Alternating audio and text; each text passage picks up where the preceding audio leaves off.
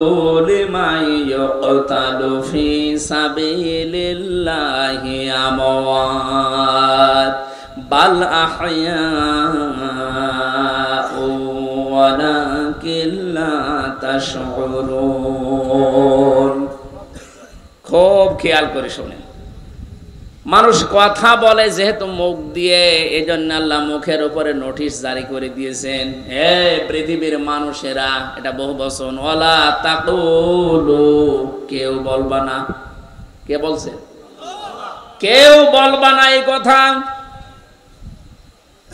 যে মানুষগুলো আমি আল্লাহর রাস্তায় শহীদ হয়েছে, জীবন দিয়েছে, এদেরকে মৃত বলবা না যে এমনি এরা মরে গেছে, না। বাল আহয়াউন, বরং এরা জীবিত। ওয়ালাকিন লা তাশউরুন, কিন্তু তোমরা এটা টের পাও না। তাহলে মুখ দিয়ে কেউ কোনোদিন শহীদদের ব্যাপারে উল্টাপাল্টা কথা বলবেন না। ৭১ সালে এদের স্বাধীন করার জন্য যারা জীবন দিল তাদেরকে যদি শহীদ বলতে পারেন, ২৪ সালে জালেমদের মোকাবেলা করার জন্য নিজের জীবনটা যারা দিয়ে দিল তাদেরকে শহীদ বলতে আপনার অসুবিধা কোন জায়গায়? আপনি আমার একটা কথা খণ্ডন করেন তো, যে না এটা মিলছে না। আল্লাহ মুখের উপরে প্রথমে নোটিশ দিয়েছেন, ১৪৪ ধারা জারি, মুখের উপরে মুখ দিয়ে বলবি না, কেউ বলবি না যে আমি আল্লাহর জন্য যারা জীবন দিয়েছে এরা শহীদ হয়নি রে, এমনি মারা গেছে, এদেরকে মৃত বলা যাবে না। কেন মৃত বলা যাবে না? কারণ এরা জীবিত। জীবিত কেমন করে? সূরা আলে ইমরান ৪ নম্বর পারার ১১ নম্বর পৃষ্ঠার ৯ নম্বর লাইনে আজটি আছে, মানুষ যে মুখ দিয়ে কথা বলার পরে আর একটা ধারণা করার জায়গা আছে মানুষের, সেটার নাম অন্তর। ধারণা করে কি দিয়ে? বলেন বলেন। মানুষের অন্তরে যেন এ ধারণাও না আসে, আল্লাহ এই জন্য অন্তরের উপরেও নোটিশ দিয়েছেন, আলা তাহসাবান্নাল্লাযীনা কুতিলু ফি সাবিলিল্লাহি আমওয়াতা বাল আহয়াউন ইনদা রাব্বিহিম ইরযাকুন। আল্লাহ পাক বলেন, হে পৃথিবীর মানুষেরা, কেউ কোনোদিন ধারণাও করবা না অন্তর দিয়ে যে আমি আল্লাহর জন্য যারা শহীদ হয়েছে এদের মরে গেছে, নাই বলবা না। বলা তো যাবে না, ধারণাও করা যাবে না। কেন? বালাহিয়াউন, বরং তারা জীবিত, ইনদা রাব্বিহিম ইরযাকুন, এবং তারা তাদের রবের কাছে রিজিক পাচ্ছে। আমি প্রশ্ন করি আপনাদেরকে, মানুষ ঘুমিয়ে থাকলে খাওয়া লাগে? কথা বলেন না কেন? জীবিত থাকলে, জেগে থাকলে খাওয়া লাগে। সুতরাং যারা শহীদ হয় এরা ঘুমায়ও না, এ মানুষগুলো মারাও যায় না, এরা একটা জায়গা থেকে আর এক জায়গায় স্থানান্তরিত হয়, জায়গা পরিবর্তন করে আর এক জায়গায় চলে গেছে। এই মানুষগুলো জীবিত আছে, চিন্তা আছে, এবং শুধু জীবিত না, আল্লাহ নিজে তাদেরকে খাওয়াচ্ছে। শহীদ আল্লামা দেলাওয়ার হোসাইন সাইদি রহমতুল্লাহ আলাইহি, কেউ যদি বলেন মারা গেছে, না, উনি মারা যায়নি, ওনাকে মেরে ফেলা হয়েছে।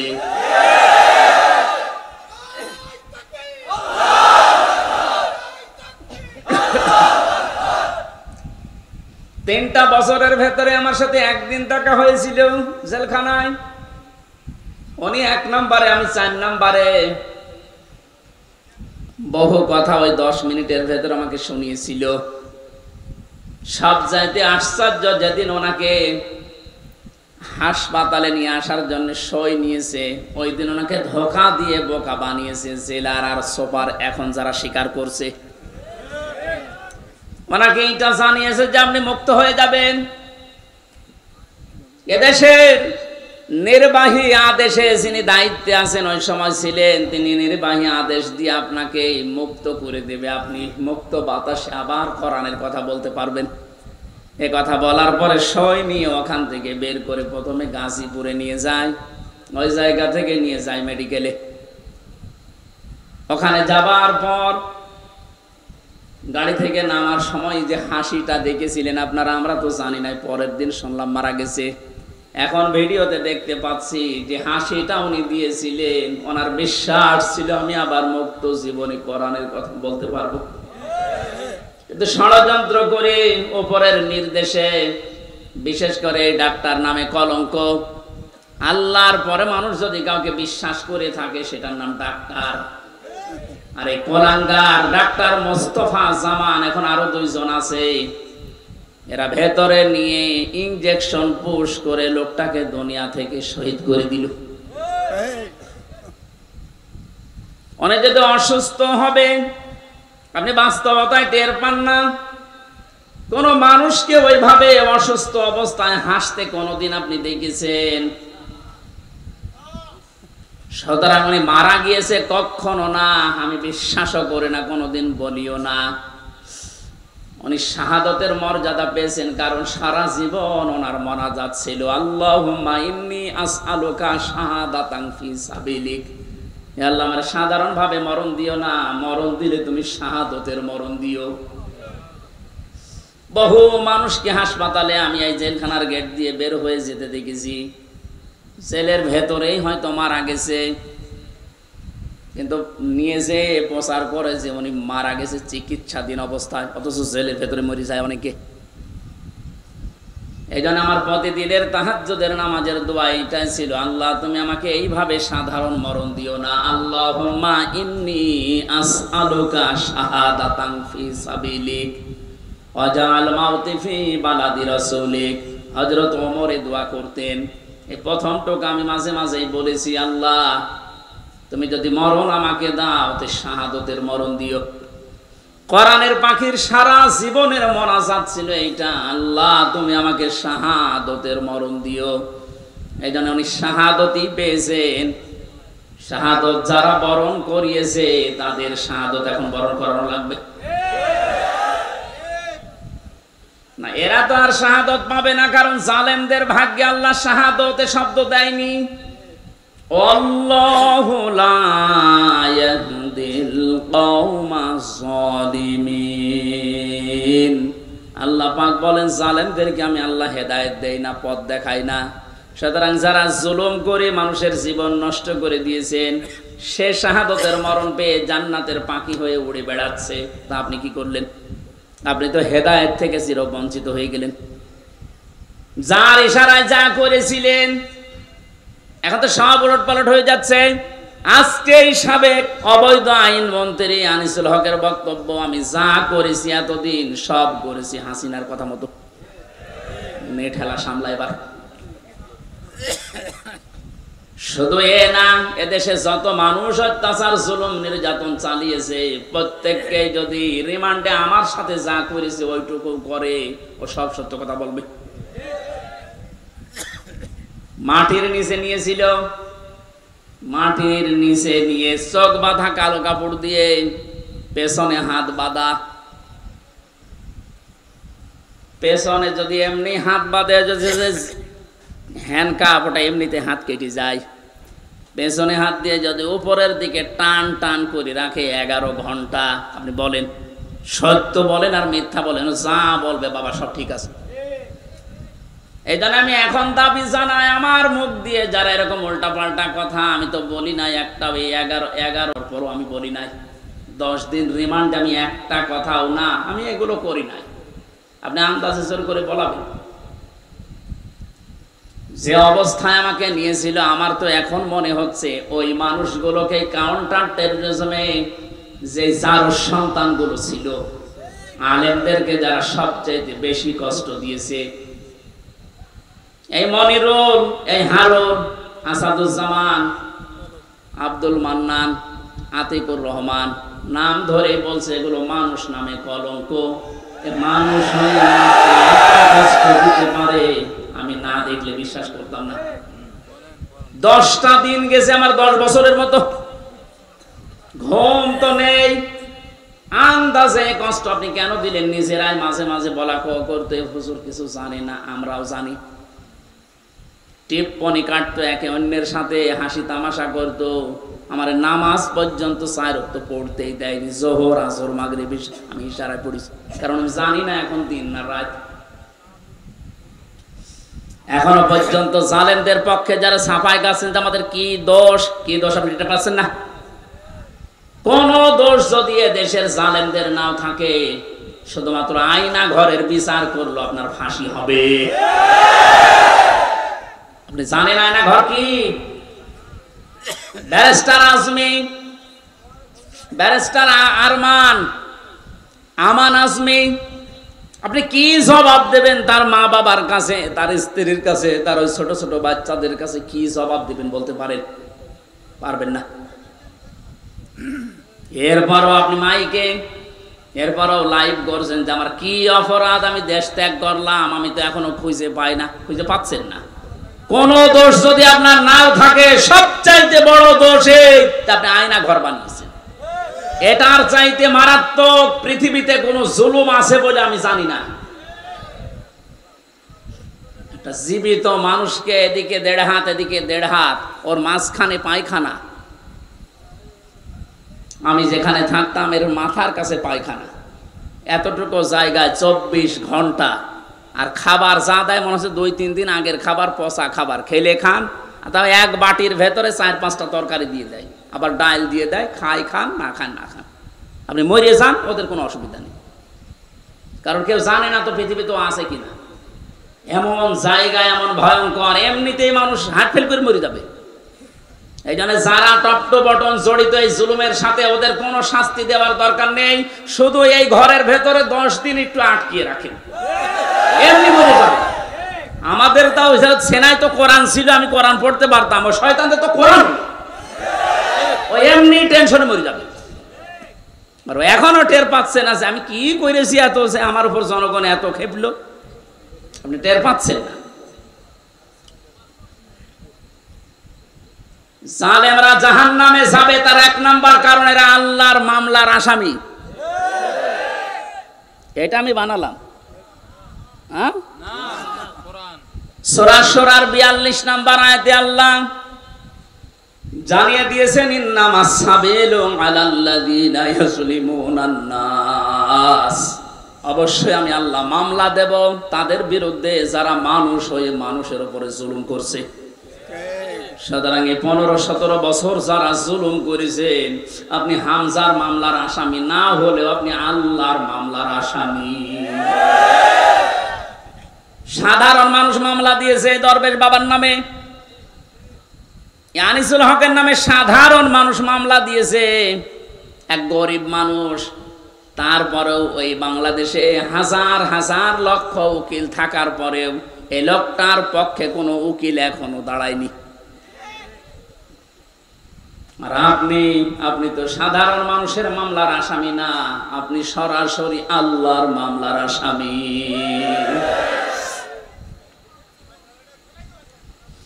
এজন্য আমাদের সাবধান হওয়া দরকার, এখান থেকে শিক্ষা নিতে হবে। আমরা যেন আবার আল্লাহর মামলার আসামি হয়ে না যাই। এদের জন্য হেদায়েত কামনা করলেও হেদায়েত হবে না, কারণ কোরআন নিষেধ করেছে, আল্লাহু লা ইয়াহদিল কওমাজ জালিমিন। ইয়াহদি এটা মুজারে, বর্তমান ভবিষ্যৎ, প্রেজেন্ট ফিউচার। জালেমদেরকে আল্লাহ হেদায়েত দিচ্ছে না, দেবেও না। এখন যদি আল্লাহ জালেমদের হেদায়েত দেয়, তাহলে কোরআন শরীফ মিথ্যা হয়ে যাবে না? এজন্য তোর কপাল খারাপ, এর সাথে যারা জড়িত ছিল তাদেরও কপাল খারাপ।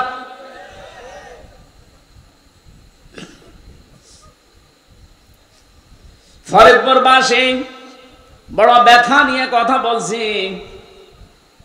এই জালেমদের জুলুমের কারণে আমার ছোট মেয়েটা আজ পর্যন্ত আমার চিনে না, আমার কাছেও আসতে চায় না, ভয় পায়। কি করেছিলাম? কোরআন হাদিসের কথাগুলো ওপেন ভাবে বলতাম, গোপন রাখতাম না। এইটাই আমার অপরাধ। এতটুকুর জন্য আপনি 3টা বছর আমার নষ্ট করবেন আর এত কষ্ট আমার দেবেন? এটা ধরে নিয়েছে, বসিয়ে এত ছেড়ে দিলেই হয়তো যে এইভাবে বলতে নেই, আমি তো সংশোধন হয়ে যেতাম। ওর 8 মাস 9 মাস বয়সে আমি রেখে এসেছিলাম। 3 বছর পরে এখন ওর বয়স 4 বছর, এখনো পর্যন্ত স্বাভাবিক না, আমার কাছে আসতে চায় না। কেন আপনি কাজ করলেন? কি জবাব দেবেন বলেন তো?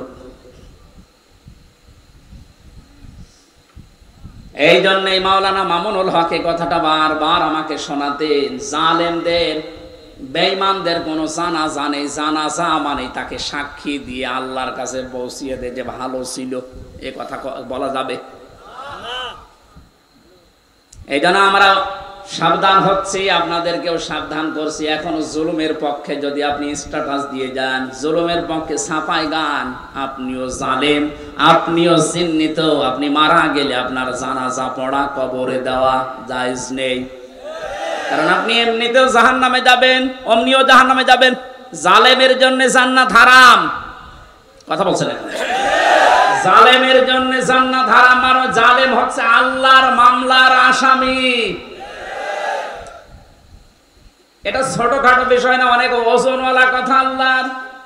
আমরা অনেকেই মনে করি আল্লাহ কি দেখে না, ব্যারিস্টার আর মানে এই কষ্ট কি আল্লাহ দেখে না? হাওয়ালা তাহসাবান্নাল্লাহা গাফিলান আম্মা ইয়ামালুস সালিমুন ইন্নামা ইউআখিরুহুম লিয়াউমিন তাশখাসু ফীহিল আবসার।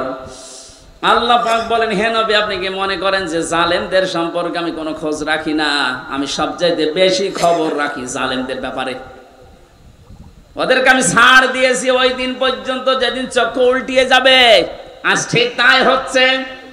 জালেমদের সাথে দেশের মানুষেরা এমন আচরণ করেছে, অনেকেই চোখ উল্টিয়ে আটকে উঠছে। হইল কি? বিশেষ করে ঝিনাইদহ কিরণ চেয়ারম্যান, ওরে পিটিয়ে মেরে জালেমকে গাছের সাথে না, ওই পিলারের সাথে টাঙিয়ে মরার পরও পিটিয়েছে। দুনিয়া আটকে উঠেছে যে হচ্ছে কি? আবু সাইদকে যে লোকটা সজ্ঞানে স্বেচ্ছায় গুলি করে হত্যা করেছিল, তার এই জনগণ পিটিয়ে ন্যাংটা করে টাঙিয়ে রেখেছে, তাও উল্টো করে। ইন্নামা ইউআখিরুহুম লিয়াউমিন তাশখাসু ফীহিল আবসার। আমার তো মনে হচ্ছে কোরআনের এই আয়াত এখন খাপের খাপ, মমতাজের বাপ সব মিলিয়ে যাচ্ছে। জালেমদেরকে আমি আর একটা স্মরণ করাচ্ছি। এখনো যারা জালেমদের পক্ষে কথা বলেন, যা জালেমদের পক্ষে যারা আছেন, তারা সাবধান হন। কোন জালেম যদি টার্গেট নাই কোন জায়গায় পৌঁছাতে, আমার আল্লাহ বলেন ওকে আমি ছাড় দিতে দিতে এমন জায়গায় পৌঁছাই, ওই সফলতা পাওয়ার আগেই ওর তার আমি কেটে দেই। এটা তাফসীরে তাবারীর ভেতরে আছে, যদিও দুর্বল, তার জন্য শিক্ষার জন্য আমি বলছি। হযরতে হুদ আলাইহিস সালাম দাওয়াতি কাজ করছিলেন, সবচেয়ে বেশি বাধা তাকে দিয়েছিল ওই জামানায় যে লোকটার নাম আমরা শুনি জান্নাত বানিয়েছিল, সাদ্দাত। যখন হযরতে হুদ আলাইহিস সালাম দাওয়াত নিয়ে গেলেন, যে জান্নাতের কথা জাহান্নামের কথা তাকে শোনালেন, আল্লাহর নাফরমান বান্দা ডাক দিয়ে বলে, তুমি আল্লাহর নবী দাবি করো, তোমার আল্লাহর জান্নাত আমার লাগবে না, আমি নিজে জান্নাত বানাবো, তুমি শুধু জান্নাতের আইটেম গুলো বলো যে কি কি পাওয়া যাবে। হযরত হুদ নবীর কাছে সব শুনলেন যে স্বর্ণের ইট হবে, রূপার ইট হবে, বিশাল সাম্রাজ্য, তার যেখানে যত স্বর্ণ পাওয়া যায়, রূপা পাওয়া যায়, সবগুলো পেয়াদাদেরকে দিয়ে জোগাড় করেছে এক জায়গায়। 22,000 শ্রমিক কাজে লাগিয়েছে। 20 বছর ধরে ধরে জান্নাত মনের মতো করে বানাচ্ছে। হযরত হুদ আলাইহিস সালাম যা যা বলেছিলেন একেবারে ওইভাবে হুবহু বানানোর চেষ্টায় আছে।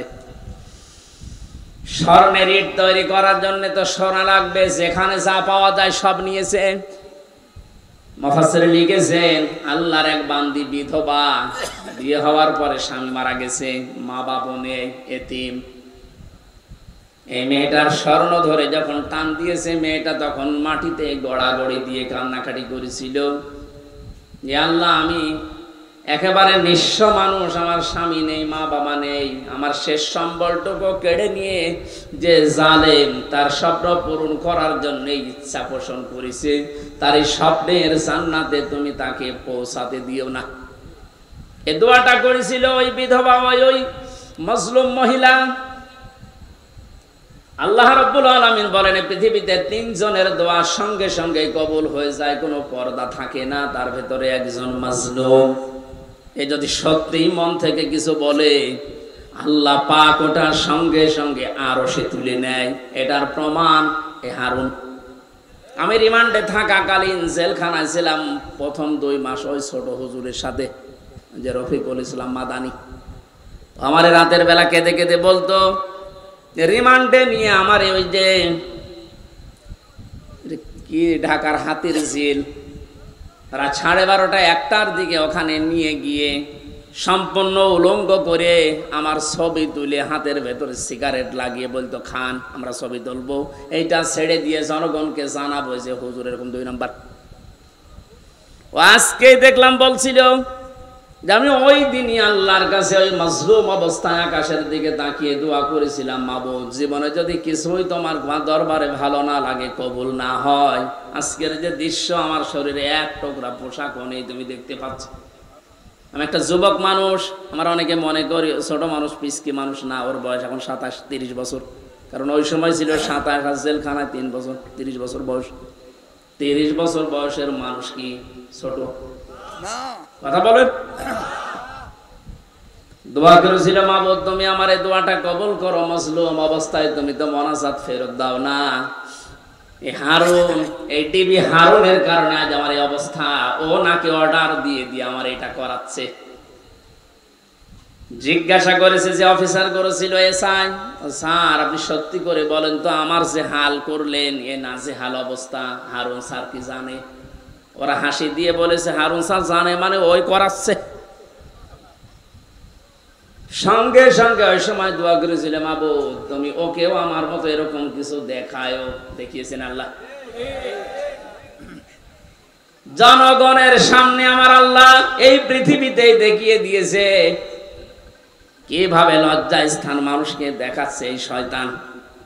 আমার একজন দেখিয়ে বলছে, হুজুর এই দেখেন কারবার। আমি নাউজুবিল্লাহ আস্তাগফিরুল্লাহ, কি 3 ইঞ্চি। ও কয়েকদিন পরে স্ট্যাটাস দিয়েছিল, আমি বাইরে যেতে পারি না, বাইরে গেলেই মানুষ বলে 3 ইঞ্চি। কি একটা অপমান! মাত্র কয়েক সেকেন্ডের ভিডিও ফাঁস হয়ে ও সব হারিয়েছে। ওর কয়েক সেকেন্ড না, সারা জীবন যেদিন আল্লাহ ফাঁস করবে, এ জালেমের সেদিন কোনো উপায় থাকবে? টাকলা মোরাদের মাত্র 6 মিনিট 8 সেকেন্ড। এ কি ওর নাম? মাহিয়া, মাহিনা কি নাম? এই মহিলার সাথে একটা অডিও রেকর্ড ফাঁস হয়েছিল মাত্র 6 মিনিট 8 সেকেন্ডের। ও সব গেছে।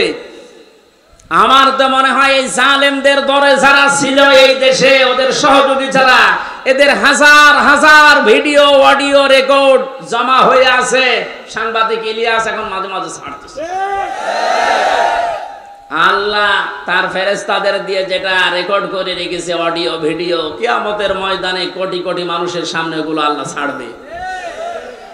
30 সেকেন্ডের ভিডিও যদি 3 ইঞ্চি নাম শোনো, এই 50 বছরের ভিডিও আল্লাহ যদি ছেড়ে দেবে, পুরাটা মুখ দেখাতে পারবে না। শেষ পর্যন্ত এই মহিলার দোয়া আল্লাহ এমন ভাবে কবুল করেছিলেন, জান্নাত বানানো কমপ্লিট। শেষ করার পরে ডাক দিয়েছে, এত সিকিউরিটি দিয়ে সাজিয়েছে, একটা পিপিলিকা পর্যন্ত প্রবেশ করার কোনো কায়দা নেই। জান্নাতের গেটে যাবার পরে দেখে একজন ফকির বসে আছে। ফকির ডাক দিয়ে বলে, বাদশাহ আমার সাথে কিছু কথা বলা লাগবে আপনার। রেগে বলছে, তুমি কে? এখানে আসলে কি করে? এখানে তো কোনো মানুষ আসার অনুমতি নেই। কথা যদি বলাই লাগে পরে বলবো, আমি আগে জান্নাত দেখে আসি। ফকির ডাক দিয়ে কানের কাছে মুখ নিয়ে বলছে, বাদশাহ আমি কিন্তু দুনিয়ার সাধারণ ফকির না, আমি আজরাইল। মাথাটা একটু কাত করো ঘোড়া থেকে, আমি কথাটা বলে চলে যাব। কানের কাছে মুখ নিয়ে বলছে, আমি এসেছি তোমার জান কবজ করার জন্য, রেডি হও। ওই সময় বলেছিল, ফেরেশতা একটু সময় দাও, আমি শুধু জান্নাতটা ঘুরি, এখানে আসার পরে আমার জানটা নিয়ে নিও। ফেরেশতা ওই সময় বলেছে, কখনোই না। ইদা জাআ আজালুহুম লা ইস্তাখিরুনা সাআতাও ওয়া লা ইস্তাকদিমুন। আল্লাহ পাক বলেন এই পৃথিবীতে যখন যার সময় এসে যাবে, 1 সেকেন্ড আগেও তার মরণ হবে না, 1 সেকেন্ড পরেও মরণ হবে না। নির্ধারিত সময় লোকটাকে আল্লাহ বিদায় দিয়ে দেবে। এরপরেও ঘোড়ার পা থেকে জান্নাত পর্যন্ত পৌঁছাতে ও সর্বাত্মক চেষ্টা চালিয়েছিল। আল্লাহর ফেরেশতা ঘোড়া থেকে পা জান্নাতের যে বানানো জান্নাতের চৌকাঠ পর্যন্ত স্পর্শ করার আগেই জান কবজ করে ফেলেছে। মুফাসসিরে আয়াতে আর তাফসীর করতে গিয়ে তিনি কয়েকটা কারণ দিয়েছেন কেন জান্নাতে প্রবেশ করতে পারলো না ওর বানানো। 1 নম্বরে আমি প্রায় এখানে 26টা কারণ পড়েছিলাম, সবগুলো আমার মনেও নেই, কয়েকটা বলছি। প্রথম নাম্বারে কারণ হচ্ছে ওই যে মজলুম মহিলা যার শেষ সম্বলটুকু কেড়ে জালেম তার স্বপ্ন পূরণ করার জন্য চেষ্টা করেছিল, ওই মহিলার দোয়া আল্লাহ কবুল করে নিয়েছিলেন। রব্বুল আলামিন আমার শেষ সম্বলটুকু যে কেড়ে নিল, ওই জালেম যেন তার বানানো স্বপ্নে প্রবেশ করতে না পারে। আজও হাজার হাজার আবু সাইদ মুগ্ধ, আবু রায়হান সহ কত মানুষের মার বাবা রাতের বেলা চোখের পানি ছেড়ে দিয়ে দোয়া করেছে, আল্লাহ আমার বুকটা যে খালি করে দিল তাকে তুমি জমিনে জায়গা দিও না। নবীজির কথা 100 ভাগ সত্য কিনা বলেন তো? উনি যে বলেছিলেন মজলুমের দোয়া আল্লাহ ফেরত দেয় না, আবু সাইদের মায়ের দোয়া আল্লাহ ফেরত দিয়েছে। বাংলার জমিনে আল্লাহ জায়গা দেয়নি, 1 ইঞ্চি জায়গা তার জন্য এখন আর বৈধ না। যত মামলা এখন শুরু হয়েছে, এভাবে যদি চলতে থাকে 8-10 দিন, আশ্রয় যেখানে নিয়েছে যারা সুশীল সমাজ আছে দাবি করছে, ওরা বলছে ওই দেশেও তারে আর জায়গা দেবে না, ওখান থেকেও বিদায় দিতে বাধ্য হবে।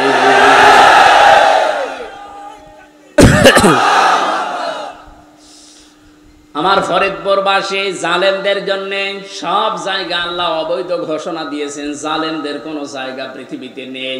কারণ সবচাইতে বেশি আল্লাহ খেয়াল করেন জালেমের জুলুমের দিকে।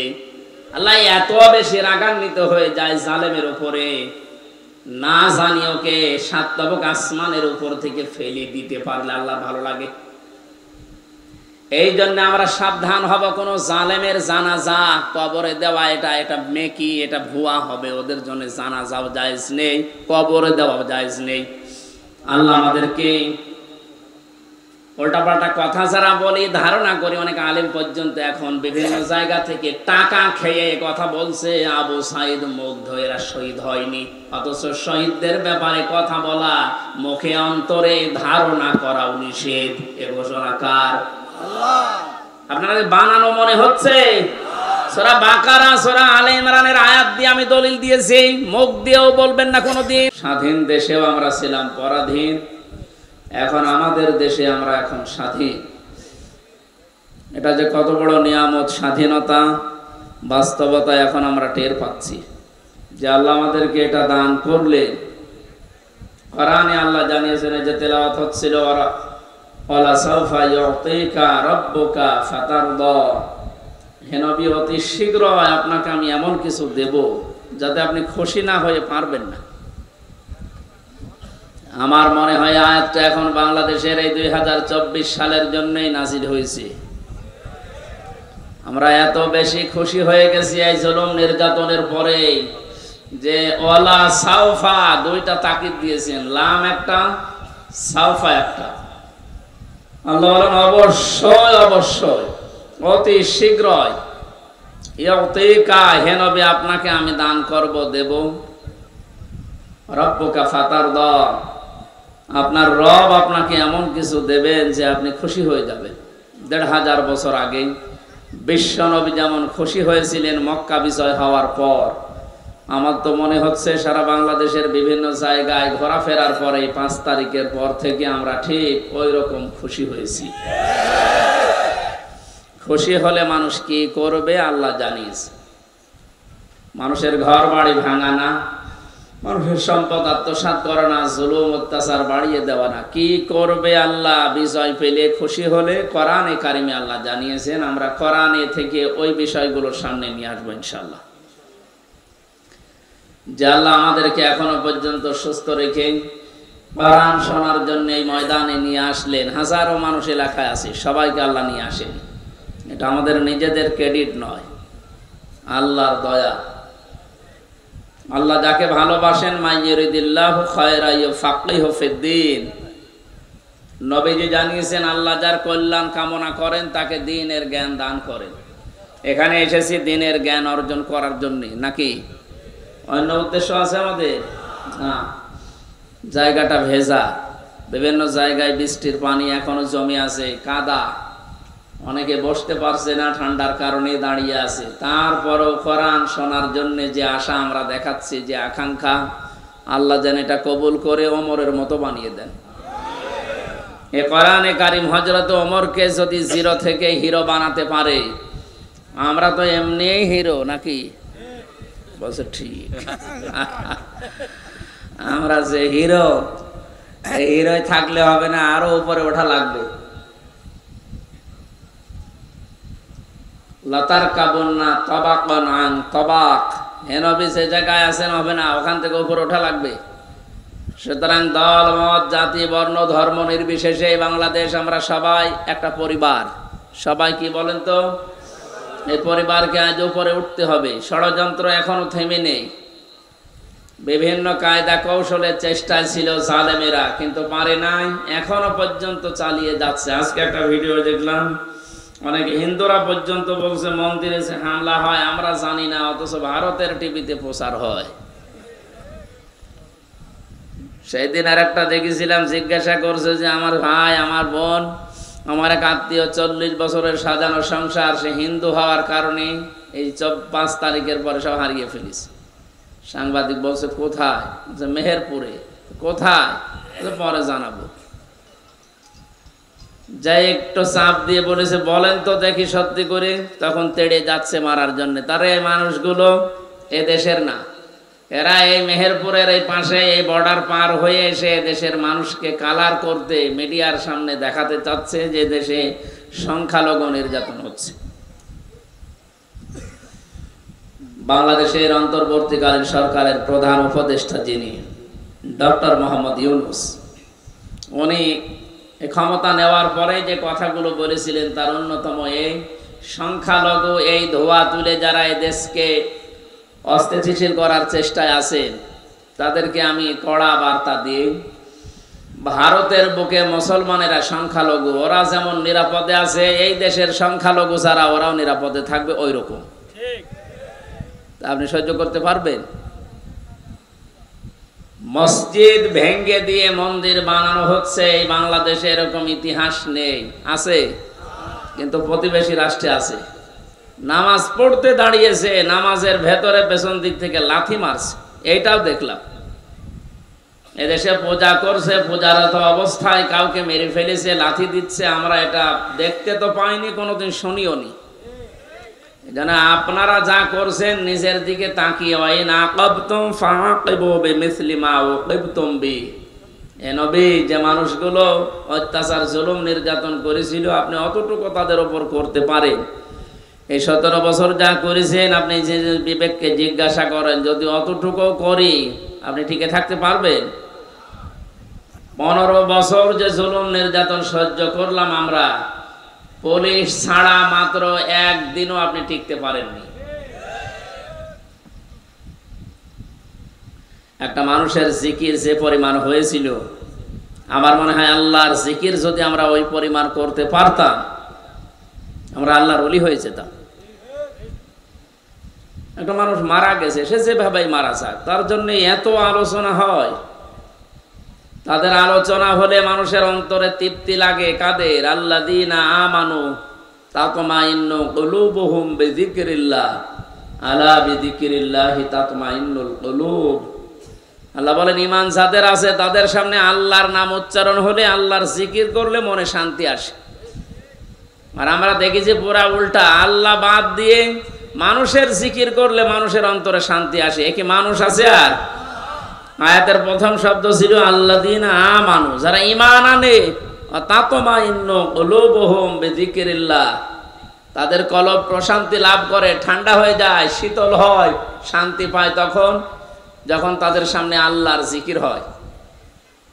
তারা যখন আল্লাহর জিকির করে তাদের অন্তর প্রশান্তি লাভ করে। আল্লাহর জিকিরের বাইরে ইমানদারের জীবনে শান্তি আর আছে নেই। কিন্তু পোড়াটা উল্টা দেখলাম, তার মানে তাদের ইমান নেই। কথা বলেন না কেন? কোন ইমানদার যদি মারা না যায়, বেঈমান মারা যায়, তার জানাজা পড়া জায়েজ আছে? এই কথাটা মনে হয় শক্ত হয়ে গেল। কথার অর্থ বোঝার চেষ্টা করেন। কোন বেঈমান মারা গেলে তার জানাজা দেওয়া, কবরে দেওয়া জায়েজ আছে? না। অনেকে মুখ খুলছে না, একে বিশ্বাস করে না নাকি কি কি বলেন? কোরআনে কারিমে আল্লাহ পাক জানিয়েছেন, ওয়ালা তুসাল্লি আলা আহাদিম মিনহুম মাতা আবাদা ওয়ালা তাকুম আলা কবরি ইন্নাহুম কাফারু বিল্লাহি ওয়া রাসূলিহি ওয়া মাতু ওয়া হুম ফাসিকুন। সূরা তাওবা 10 নম্বর পারা 19 নম্বর পৃষ্ঠার 12 নম্বর লাইনের 84 নম্বর আয়াতে আছে। আমি যত তাফসীর ঘাটাঘাটি করেছি প্রত্যেকটি মুফাসসির আয়াতের ব্যাপারে একমত। হযরতে আব্দুল্লাহ ইবনে মাসউদ, আব্দুল্লাহ ইবনে আব্বাস রাদিয়াল্লাহু তাআলা আনহুমা, দুইজন এত বড় বড় রাইসুল মুফাসসিরিন বলা হয় যাদেরকে, তারা পর্যন্ত আয়াতের ব্যাখ্যা এভাবে লিখেছেন।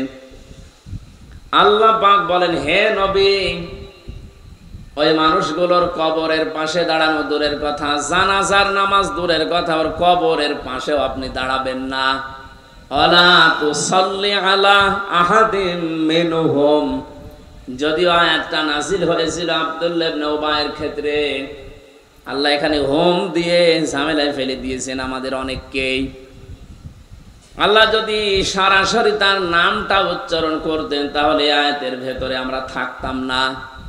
ওয়ালা তুসাল্লি আলা আহাদিম মিনহুম, এই যে হোম, এটা বহুবচন, এটা জমির। রব্বুল আলামিন জানিয়েছেন, হে নবী, এই মানুষের কবরের পাশে দাঁড়ানো আপনার জন্য নিষেধ, তাদের জন্য দোয়া করা পর্যন্ত নিষেধ। শুধু আব্দুল্লাহ ইবনে উবাই না, কিয়ামত পর্যন্ত এর চরিত্র যারা অর্জন করবে তাদের জন্যও জানাজার নামাজ, তাদের জন্যও কবরে দেওয়া, কবরের পাশে দাঁড়ানো আপনার জন্য কিয়ামত পর্যন্ত আপনার উম্মতের জন্যও জায়েজ নেই। জেলখানায় 3টা বছর ছিলাম আমি। মাওলানা মামুনুল হক হাফিজাহুল্লাহ পাশের রুমে ছিলেন উনি। সকাল 9টার পরে আমাদেরকে যখন ছেড়ে দিত, ওই যে বারান্দায় শুধু সারাদিন ওনার সাথে বসে কোরআন হাদিসের কথাগুলো বলা বলি করতাম। আমার মনে হয় প্রতিদিন উনি আমাকে এই নসিহতটা করতেন, হামজা, বাইরে যদি কোনোদিন যেতে পারি, কোনোদিন কোন কাফের মুশরিক বেঈমানের জানাজা পড়াবো না, কবরেও যাব না। কয়েকদিন প্রশ্ন করেছিলাম যে ভাই, আপনি এই বিষয়টা নিয়ে এত কঠিন, এত সিরিয়াস হয়ে যাচ্ছেন। বলে, দেখো, এই বিষয়টা সুন্নত, নফল, মুস্তাহাব, মুবানা, এটা একটা হারাম কাজ। কোন বেঈমানের জানাজার নামাজে যাওয়া, সাক্ষী দেওয়া, তাকে কবরে দেওয়া, এটা হারাম কাজ। কি কাজ? সূরা তাওবার 84 নম্বর আয়াত। এবং এই যে আলেমের যে বক্তব্য এতক্ষণ শুনলেন, ওনার এই কথা অনুযায়ী এদেশে এখন অনেকেই জানাজার নামাজের অনুপযুক্ত। যে মানুষগুলো এই জুলুমের বিরুদ্ধে জীবন দিয়েছে, যে যুবকেরা, আমি আজকেও একটা ভিডিও দেখলাম, এক আলেম নামে কলঙ্ক, আহলে হাদিসের নাম নিয়েছে। এটা আহলে হাদিসের লোক না, এটা জালেম একটা। কে রফিকুল ইসলাম বিন কি জানো, হিমার ইবনে হিমার, হিমার ইবনে হিমার, এইরকম নাম ওদের। এই লোকটা বক্তব্য দিচ্ছে আবু সাইদ নামে, এ নাকি আত্মহত্যা করেছে, এ শহীদ হয়নি। কি করে মরলে শহীদ হবে আপনি বলেন তো দেখি? বিশ্বনবী জানিয়েছেন, দেওয়াল চাপা পড়ে মরলে সে শহীদের মর্যাদা পায়, পানিতে ডুবে মরলে শহীদের মর্যাদা পায়, পাহাড় থেকে পড়ে মরে গেলে শহীদের মর্যাদা পায়, অ্যাক্সিডেন্টে মরে গেলে শহীদের মর্যাদা পায়, আগুনে পুড়ে পড়লে শহীদের মর্যাদা পায়। আর জালেমের জুলুমের সামনে নিজের বুক পেতে জীবন দিয়ে চলে গেল দুনিয়া থেকে, তাকে আপনি শহীদ বলতেও রাজি না, তাই আপনাকে আর একবার মরে দেখানো লাগবে যে এই যে আমি শহীদ হলাম। এটা কি ইয়ার কি মারা জিনিস? আপনি যদি সত্যি এ কথা এরকম এসেন্সে বলে থাকেন, আপনার ঈমান নষ্ট হয়ে গেছে। কারণ শহীদ এ শব্দটা অনেক দামি শব্দ। এই খুব ভালো করে খেয়াল করবেন, আলেম যারা আছেন তাদেরকে বলছি, খুব ভালো করে খেয়াল করবেন। ঠাট্টা বিদ্রোহ করার জিনিস না। শহীদ এ শব্দটা আন্দাজে যার তার নামে লাগালেও হবে না। ব্রাহ্মণবাড়িয়ায় আসার সময় দেখেছি একবার যে লেখা আছে কবরের পাশে, শহীদ ধীরেন্দ্রনাথ চন্দ্র। বলেন তো, এক নাম শুনেই বোঝা যাচ্ছে যে কয় নাম্বার শহীদ। হয়তো চান্দার টাকা ভাগাভাগি করতে যে মরে গেছে ও শহীদ।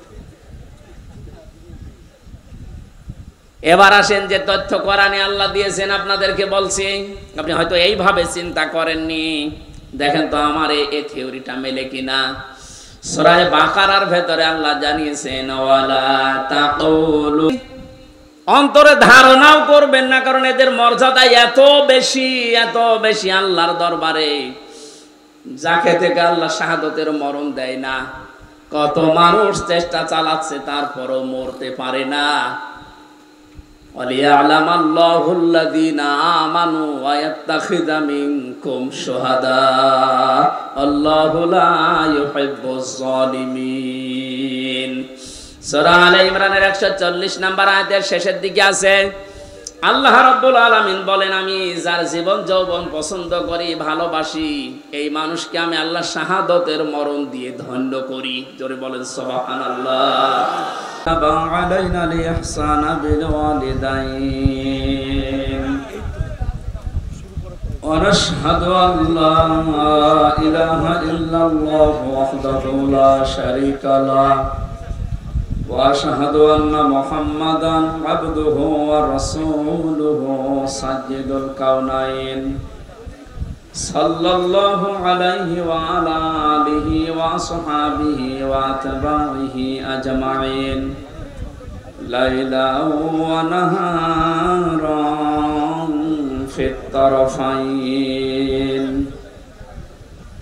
فقد قال الله تعالى في كلامه المجيد وبرهانه التوحيد، أعوذ بالله من الشيطان الرجيم، بسم الله الرحمن الرحيم.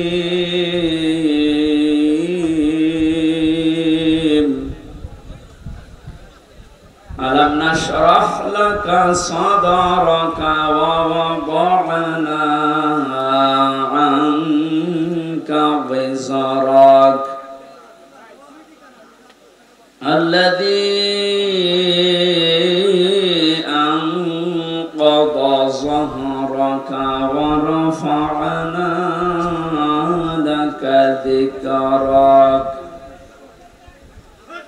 فإن مع العسر يسرا إن مع العسر يسرا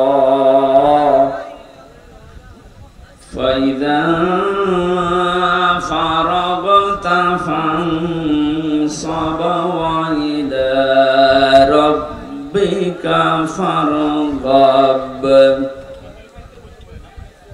صدقت يا ربنا. بسم الله الرحمن الرحيم. إذا جاء نصر الله والفتح ورأيت الناس يدخلون في دين الله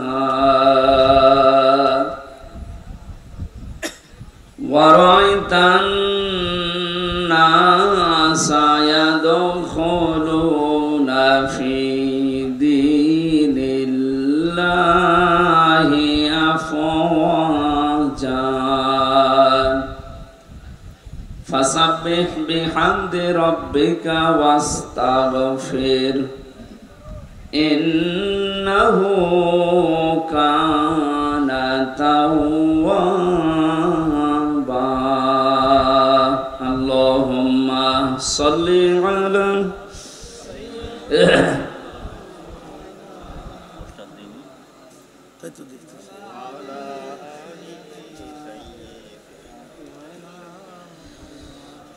রেখো না মনেতে ভয় বান্দা খোদার দূর হয়ে যাবে বাধা সব তোমার আমার এক মালিক আছেন আমাদের রব আছেন আমাদের রব আলহামদুলিল্লাহ ফরিদপুর জেলার বোয়ালমারী থানার অন্তর্গত কি মাদ্রাসাটা ধোলচড়া মালিখালী বাইতুল জান্নাত ইসলামিয়া মাদ্রাসার উদ্যোগে আল্লাহর কোরআনের তাফসীর মাহফিলের স্বনামধন্য সভাপতি এখানে এত কথা বলেন কেন? এখান থেকে যান যান ওই জায়গায় বসেন, যান সেলাই যাও তো বসো কথা বন্ধ করে দাঁড়িয়ে থাকে থাকো, জায়গা না পালে কি করবো, ওই জায়গায় দাঁড়া।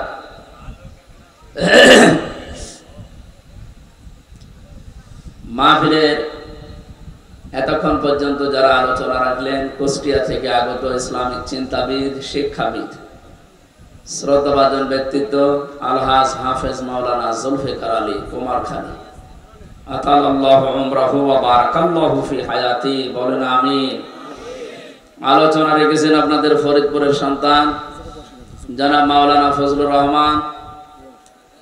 এ মাহফিল যার মাধ্যমে নিয়েছি আপনাদের এই গ্রামের কৃতি সন্তান ইসলামিক চিন্তাবিদ জনাব মাওলানা নজরুল ইসলাম।